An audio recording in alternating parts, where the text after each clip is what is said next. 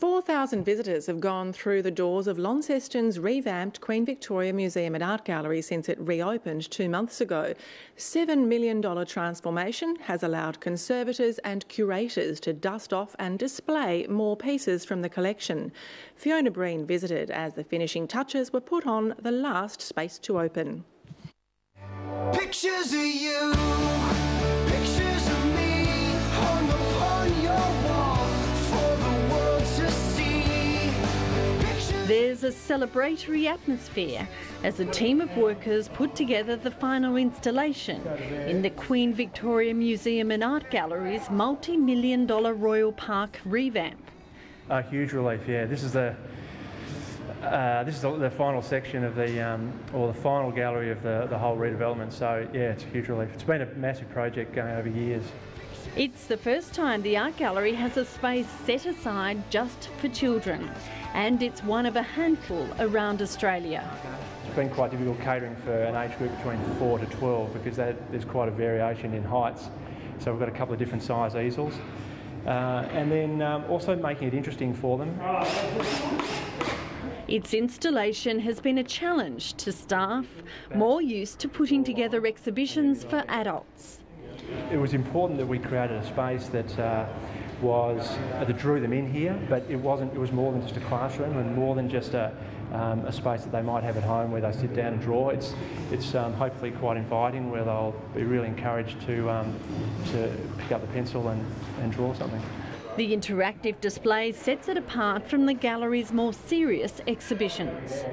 Whereas normally an art gallery, people want visitors to be fairly quiet and to look and think quietly. In this space, I'm sure it's going to be quite a lot noisier because we really want the children to discuss the works with the adults that are with them. I'm hoping it'll be popular. It's a small space, but I'm hoping that there'll be lots of children enjoying it. The Portraits of You, Portraits of Me exhibition is based on the National Art Gallery's travelling portrait exhibition, currently on display upstairs. We really want adults and children to explore art together in the space. We've hung the work at a low height so that children can actually see the work face on rather than looking up at works as they normally do in ordinary galleries.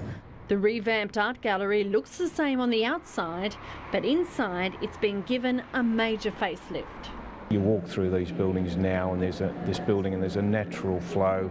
You see wonderful vistas from one gallery to the next. The clerestories have been opened up so you see wonderful natural light as it was always intended to be. The false ceilings have gone, so too have a myriad of different rooms. Now there's 2 levels of space to showcase collections of art. I think the standout for me was the return of the 2 clerestories in the top floors of the colonial galleries.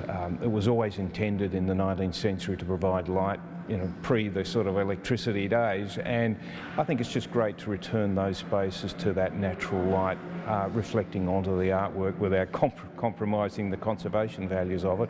To mark the reopening, the gallery is hosting the National Gallery of Australia's touring exhibition, Australian Portraits. 54 portraits by 34 artists, including works by Tasmania's Robert Dowling and Hugh Ramsey, as well as Tom Roberts and Arthur Boyd. When the painting was first painted, she was wearing a white dress. And it is said that the sitter wasn't quite so keen on the white dress and asks that it be changed, and he changes it to this beautiful, rich, warm brown dress. It's helped attract thousands of visitors to the gallery since its reopening in September. The response has been overwhelming. We've had many repeat visitors. Having the exhibition for the National Gallery of Australia, the Portraits exhibition, is a real significant draw, I think, for people to come in and see some of those paintings. They're some of the best portraits in the country, and here they are in Tasmania. The Australian Portraits exhibition is showing at the gallery until November the 13th.